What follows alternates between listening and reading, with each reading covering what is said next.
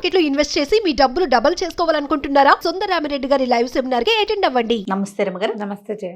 ఏం స్టోరీ చెప్తున్నారండి మాకు? చందమామ కథ చెప్తా. చందమామలో కొన్ని వెరైటీ కథలు ఉంటాయి. ఇలా జరుగుతుందా అలాంటివి కూడా అనిపిస్తాయి.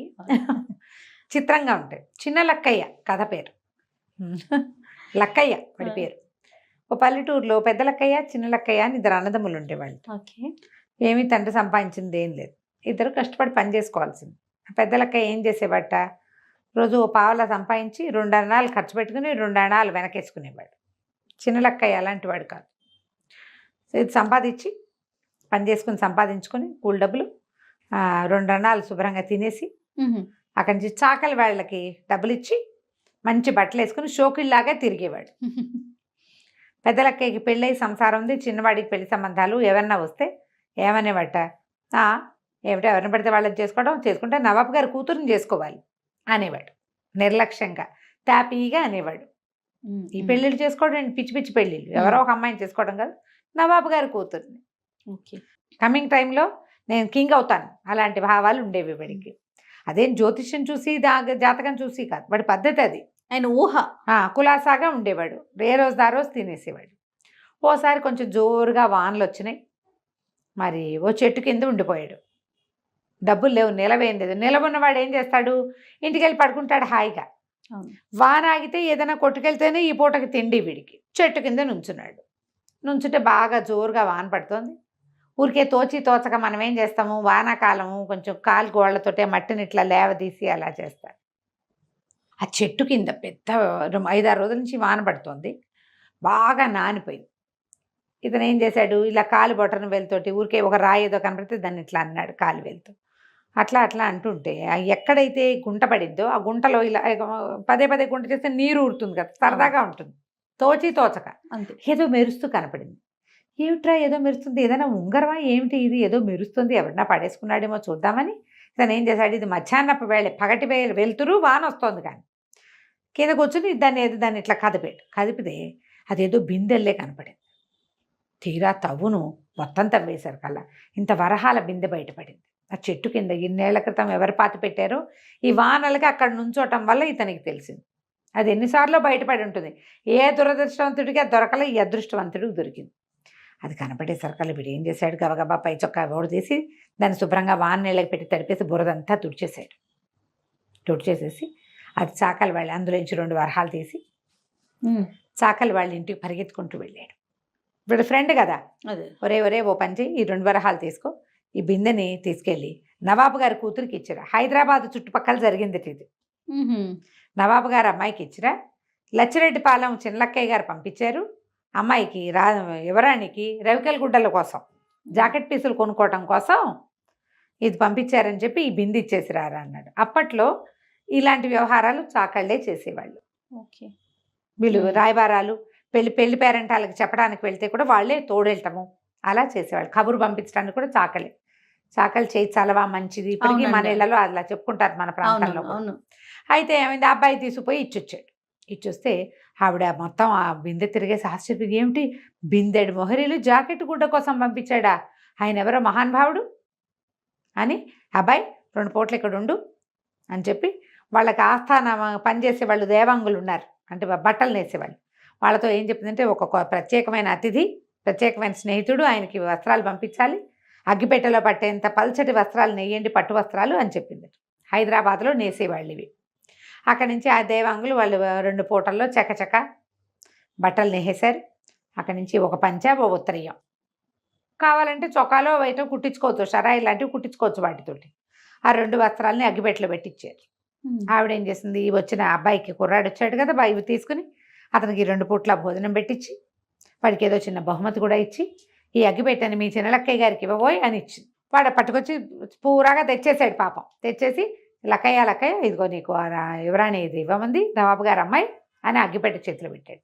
అగ్గిపెట్టె తెచ్చి చూస్తే అది వస్త్రాలు పెట్టే వీడికి తెలుసు, అంత మాత్రం పరిజ్ఞానం. పట్టముట్టు చూసి ఇది మనం ఉంచుకోవటం ఎందుకని అది మళ్ళీ మూసేసి, ఒరే నీకు ఎట్లాగో యువరాణి బహుమతి ఇచ్చింది, తర్వాత నీ సంగతి చూస్తాలే అంటే 2 వరహాలు ఇచ్చున్నాడు. 2 వరహాలంటే సంవత్సర గ్రాసం, అదేం తక్కువ కాదు. ఇది పట్టుకొని వెళ్ళి నవాబు గారికి ఇచ్చిరా. లచ్చిరెడ్డిపాలెం చిన్నలక్కయ్య గారు పంపించారని చెప్పు. సరే విడిపోయి నవాబు గారి దగ్గరికి వెళ్ళి, నవాబు గారికి బహుమతి తెచ్చాను, అని కానుక తెచ్చానని బయట చెప్పాడు.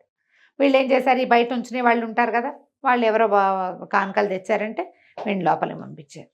ఆ వస్త్రం కూడా తీసి ఆయన ఆశ్చర్యపోయాడు. ఇది ఖరీదైన వస్త్రం, వాళ్ళు నేస్తారని ఆయనకు తెలుసు, కానీ ఇది మనదే, మనమ్మాయే నేయించిందని ఆయన అనుకోలే. ఎవరో కానుకగా పంపించారు. మరి ఇప్పుడు ఒక కానుక మనం తీసుకుంటే ఇంకోటి రిటర్న్ పంపాలి, అంతే. మనం చాలా కథల్లో చూస్తాం ఇట్లా. అవును అవును. సరే ఆయన ఏం చేశాడు, 2 ఏనుగులు 2 లొట్టిపిట్టలు. లొట్టిపిట్టలు అంటే ఒంటెలు, లొట్టిపిట్టలు అంటారు మన వైపు. తెలుసా, నువ్వు ఆ పేరు విన్నావా? లొట్టిపిట్ట విన్నా కానీ అది ఒంటెలే అని తెలియదండి. ఒంటె లాంటిదే ఇంచుమించుగా, ఒంటెనే లొట్టిపిట్ట అంటారు మన వాళ్ళు.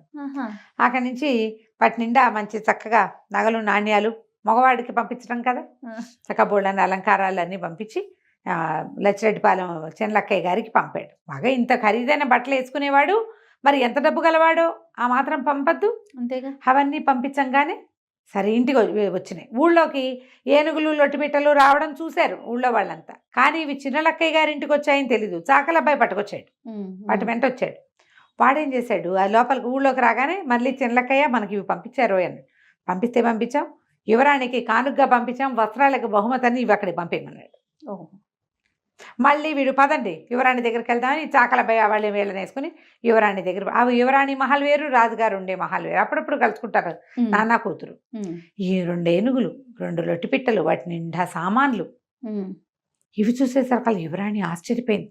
అయ్య బాబోయ్ ఎంత బాగుంది, ఈయన చూడాల్సిందే, చేసుకుంటే ఇంత డబ్బును వాడిని చేసుకోవాలి, పద మేము కూడా లచ్చిరెడ్డిపాలెం వస్తున్నామని ఓ 4 సేవకులు, ఓ 4 సైనికుల్ని వేసుకుని ఓ చిన్న గుడారం దాసదాసి గణంతో బయలుదేరి ఈ లచ్చిరెడ్డిపాలెం వచ్చేసింది. ఊరు శివార్లలో డేరా వేశారు.